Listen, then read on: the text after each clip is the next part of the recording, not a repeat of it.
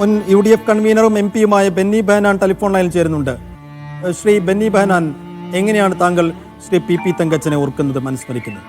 PP തങ്കച്ചനെ എനിക്ക് വ്യക്തിപരമായി രാഷ്ട്രീയ ബന്ധത്തെക്കാൾ കൂടുതൽ എൻ്റെ ഒരു ജ്യേഷ്ഠ സഹോദരനെ പോലെ വർഷങ്ങളോളമായി എനിക്ക് പരിചയവും അടുപ്പവും സ്നേഹവും ഉണ്ടായിരുന്ന വ്യക്തിയാണ്. അദ്ദേഹം കോൺഗ്രസിന്റെ ഏറ്റവും തലമുതിർന്ന ഒരു നേതാക്കന്മാരിൽ ഒരാളാണ്. രാഷ്ട്രീയ രംഗത്തേക്ക് അദ്ദേഹം കടന്നു വരുന്നത് അദ്ദേഹം ആദ്യം പെരുമ്പാവൂർ മുനിസിപ്പാലിറ്റി, പെരുമ്പാവൂർ മണ്ഡലം പ്രസിഡന്റായിട്ടാണ്. ആദ്യം തെരഞ്ഞെടുപ്പിൽ മത്സരിക്കുന്നത് അദ്ദേഹം പെരുമ്പാവൂർ മുനിസിപ്പൽ കൗൺസിലിലേക്കാണ്. ആ മുനിസിപ്പൽ കൗൺസിലിലേക്ക് തെരഞ്ഞെടുപ്പിൽ മത്സരിച്ചത് 1968 കാലഘട്ടത്തിൽ. അന്ന് തന്നെ ആ പ്രാവശ്യം തന്നെ കേരളത്തിലെ ഏറ്റവും പ്രായം കുറഞ്ഞ മുനിസിപ്പൽ ചെയർമാനാകാൻ PP തങ്കച്ചന് കഴിയും.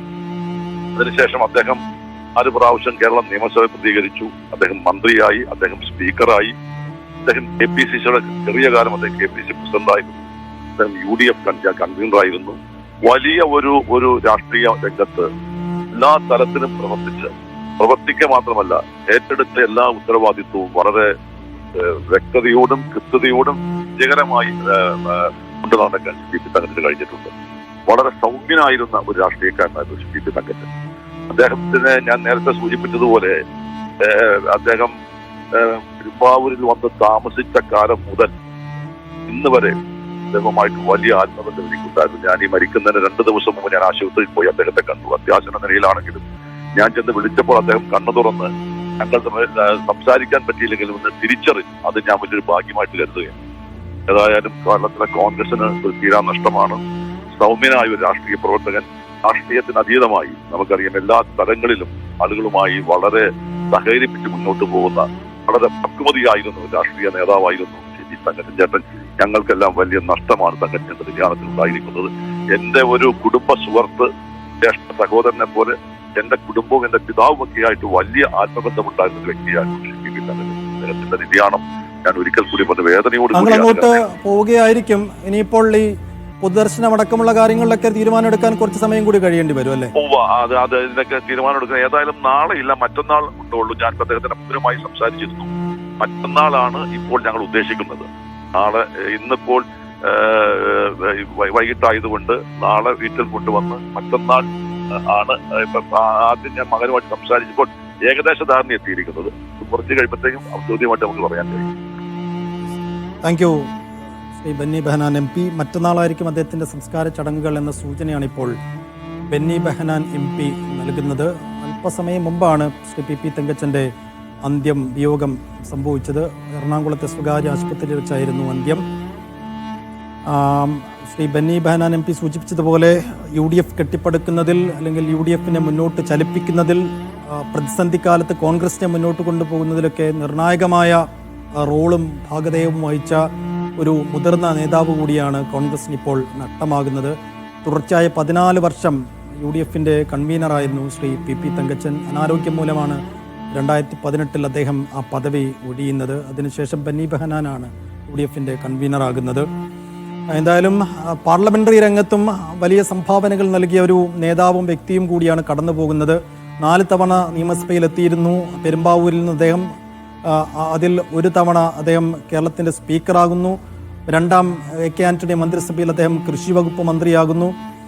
ആ അർത്ഥത്തിൽ കേരളത്തിൻ്റെ ഭരണരംഗത്തും വലിയ സംഭാവനകൾ നൽകിയ ഒരു രാഷ്ട്രീയ നേതാവും കൂടിയാണിപ്പോൾ കോൺഗ്രസ് കുടുംബത്തിൽ നിന്ന് മടങ്ങുന്നത് എന്നതാണ്.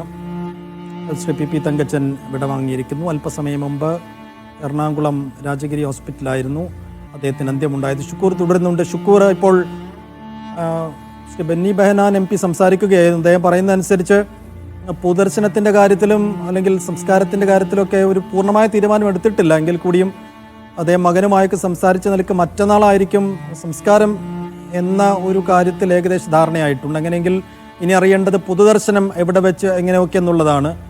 അക്കാര്യത്തിൽ എന്തെങ്കിലും സൂചനകൾ ഇപ്പോൾ നമുക്ക് നൽകാൻ കഴിയുമോ ഷുക്കൂർ? സൈഫുദ്ദീൻ, എറണാകുളം രാഷ്ട്രീയം കൂടി നിയന്ത്രിച്ച ഒരു പ്രധാനപ്പെട്ട നേതാവായിരുന്നു PP തങ്കച്ചൻ. നമുക്കറിയാം, TH മുസ്തഫയും PP തങ്കച്ചനുമായിരുന്നു ഒരു കാലത്ത് ഈ ജില്ലയുടെ രാഷ്ട്രീയത്തിലെ നിർണായകമായ 2 ശക്തികൾ. വളരെ ശക്തമായി തന്നെ പ്രത്യേകിച്ച് പെരുമ്പാവൂർ മേഖലയിൽ വലിയ സ്വാധീനമുണ്ടായിരുന്ന 2 നേതാക്കളാണ്. അതുകൊണ്ട് തന്നെ ജില്ല അദ്ദേഹത്തിന് അർഹിച്ച ഒരു യാത്രയപ്പ് തന്നെ നൽകണമെന്ന കാര്യത്തിൽ കോൺഗ്രസ് നേതൃത്വത്തിന് 2 അഭിപ്രായമില്ല.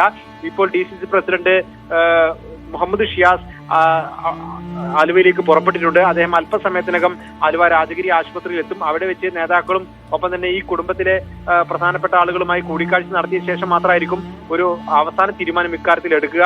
ഇന്നിപ്പോൾ വൈകുന്നേരം ആയിരിക്കുന്നു. അതുകൊണ്ട് ഇന്നിപ്പോൾ വീട്ടിലേക്ക് കൊണ്ടുപോകാനാണ് സാധ്യത. അത് കഴിഞ്ഞ് നാളെ വീട്ടിൽ പൊതുദർശനം നടത്തുന്നതിനെ കുറിച്ചാണ് ഇപ്പോൾ ആലോചിക്കുന്നത്. എന്തായാലും മറ്റന്നാൾ സംസ്കാരം എന്ന കാര്യത്തിൽ ഏകദേശം ധാരണയായിട്ടുണ്ട്. ഇക്കാര്യത്തിൽ ബെന്നി ബെഹനാൻ MP അല്പസമയം മുമ്പ് നമ്മളോട് പ്രതികരിച്ചതുപോലെ തന്നെ മറ്റന്നാൾ ആയിരിക്കും സംസ്കാരം.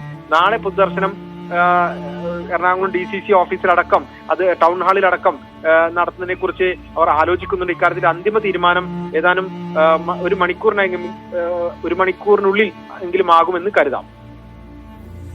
ഷുക്കൂർ, നേരത്തെ സൂചിപ്പിച്ചതുപോലെ തന്നെ എറണാകുളത്തെ കോൺഗ്രസിന്റെ മുഖമായിരുന്നു, അല്ലെങ്കിൽ എറണാകുളത്ത് കോൺഗ്രസിന് അതിന്റെ ശക്തിയും കരുത്തും കെട്ടുറപ്പും നൽകിയ പ്രധാനികളിൽ ഒരാളായിരുന്നു PP തങ്കച്ചൻ. ഏത് കാറ്റിലും ഉലയാത്ത കോൺഗ്രസിന്റെ ഒരു കോട്ടയായി എറണാകുളം ജില്ല നിൽക്കുന്നുണ്ടെങ്കിൽ അതിന് വലിയ സംഭാവനകൾ അർപ്പിച്ച ഒരു നേതാവും കൂടിയാണ് ശ്രീ PP തങ്കച്ചൻ. 4 തവണയാണ് അദ്ദേഹം പെരുമ്പാവൂരിനെ പ്രതിനിധീകരിച്ച് നിയമസഭയിലെത്തിയത്.